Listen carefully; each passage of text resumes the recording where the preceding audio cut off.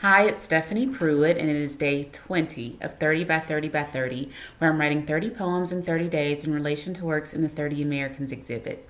Today, I drafted a poem in relation to Barkley Hendricks Noir. Hendricks was born in 1945 in Philadelphia, Pennsylvania. He currently lives and works out of New London, Connecticut. And Noir was painted in 1978. It is oil and acrylic on canvas. And this is one of the images that just feels so celebratory and, just a great pop. And I think you say a pop and you think a pop of color, but it's just one of those images that really does pop kind of off of the wall and into my memory and into kind of taps into the images that feel quintessentially American to me. This is a portrait of a man. Looks like a man who just stepped right off of the set of Soul Train in the late 70s or early 80s.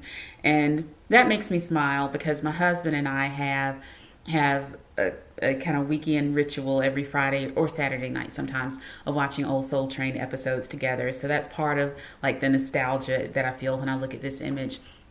Let me read the draft and then I'll talk about it a little bit more. The draft right now is called Bravado. Bravado.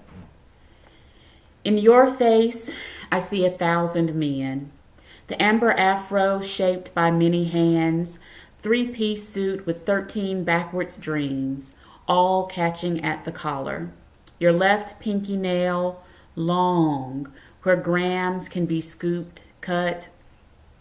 The pink pinstripes, trails of puffed chests and wide-legged struts.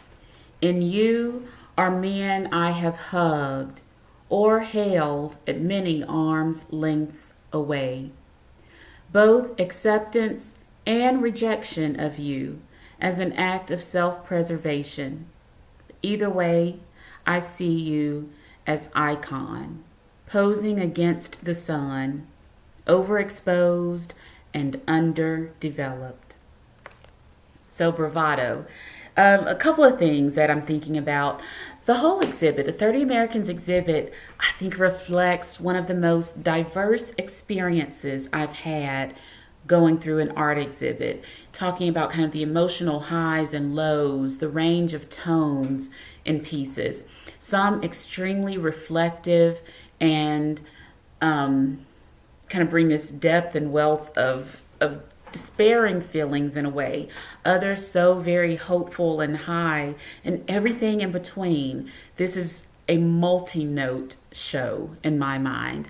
This is one of the images that I've been going to when I've needed a little more sun on certain days, like encountering some of the images that deal with racism and very low moments and scary moments, emotionally taxing moments that are real, and I don't think we can run, or we shouldn't try to run from.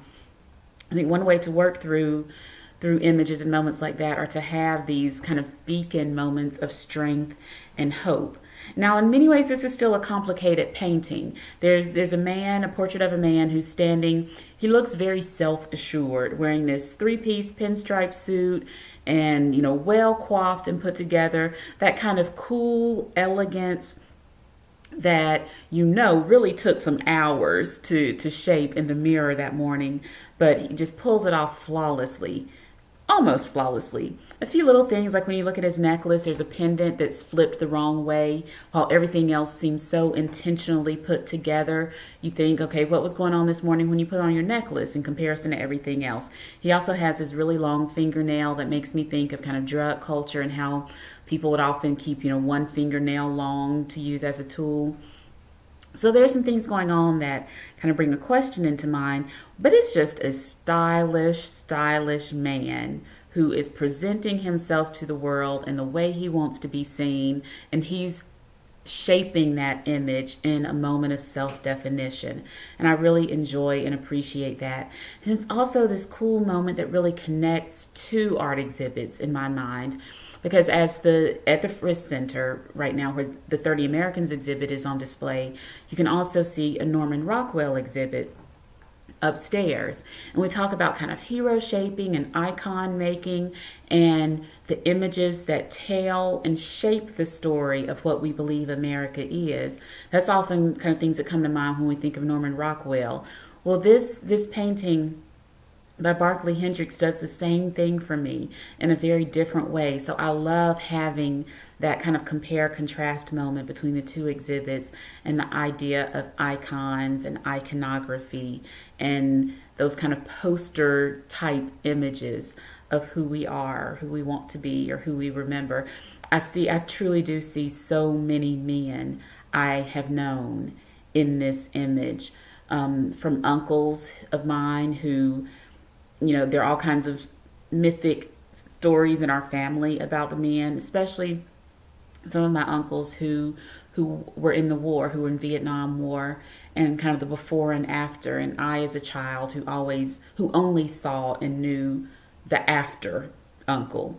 But some of my older cousins or my other aunts and uncles who knew the before, who talk about the shift and the change. And I think about the internal turmoil that they went through, but the external face and the way that they pull themselves together and just look cool.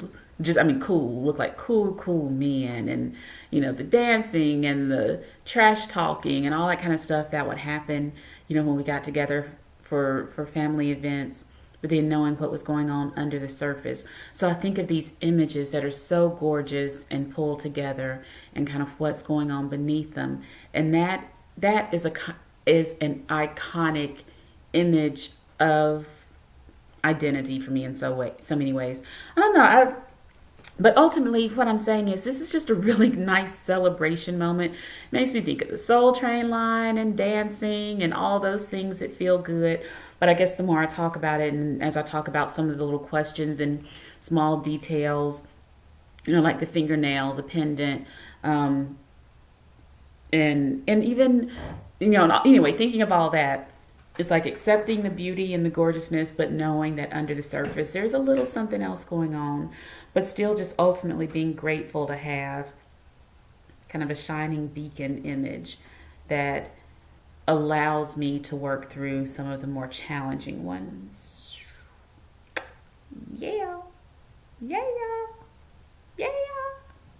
I feel like I'm starting to get kind of silly with some of these video blogs and conversations. And it's funny because when I'm walking through the exhibit, or I'm sitting on the floor, and, looking at the works, engaging, thinking about them, and writing in relation to them, I am just having a little party in my mind, and I'm having a really good time, and I'm allowing myself just to react and think and feel in whatever way I do. I'm often singing, I'm doing little movements, and I'm trying to feel the work in that way and somehow relay that to my writing. And so the fact that I create these little videos just right afterwards, so much feels like it's just off the cuff. And in some ways I want to flash my CV or something and let y'all know I'm not just goofy and crazy. I've got these degrees and this experience, and I know what I'm talking about in other ways. But I guess what this is, okay, as I talk through it, it's making sense to me. There's something about the writing process and art making process where I think it helps to be very open and kind of intuitive and responsive just in the moment, removing that filter completely. But then when I present to the world, when I, talk with other people, when I'm dealing with my family, when I'm teaching in the classroom, I need to have that filter more in place. Not that it's inauthentic, it's just in those moments I need to be a bit more thought out. So part of the 30 by 30 by 30 project that's been an interesting experience for me is going into the gallery, reacting and writing without the filter, and just trusting what's coming out on the page and knowing that I can kind of shape it and make a little more sense of it, but still being in that open, responsive mode when I sit down and try to have these video blog conversations, but feeling like I need to be more put together. I need to be more clarified. I need to be more organized in whatever it is that I'm saying. But it's like I'm quickly trying to flip that switch, and it doesn't always flip the entire way.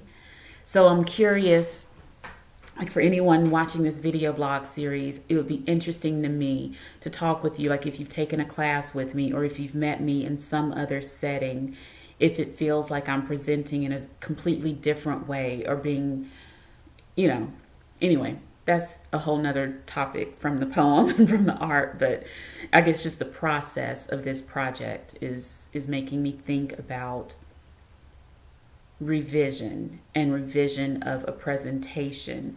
So I imagine me reading these poems in a different setting. Like I'm quickly reading these poems to you on the video right after I've written them, and they're still messy. My mind is still a little messy. And I'm just fast forwarding now and imagining having finished revising them, typing them up and all of that, and then reading them, you know, at a podium with a microphone, and how that's such a different presentation and audience setup. And now I'm very curious to fast forward months in advance and be able to explore that and talk about that. Okay, that's what's on my mind. Y'all, it's day 20. Feels good to be 2/3 of the way in and see that it's all really happening and I'm doing it every day, and I'm glad that you are a part of it. I love to hear your feedback. So if you're viewing this on YouTube or my website and there's a little comment section, share what you're thinking. I'd love to know. And look out for tomorrow, where you'll see the number 16. On day 21, you'll see the 16 sticker. All right, y'all, take care.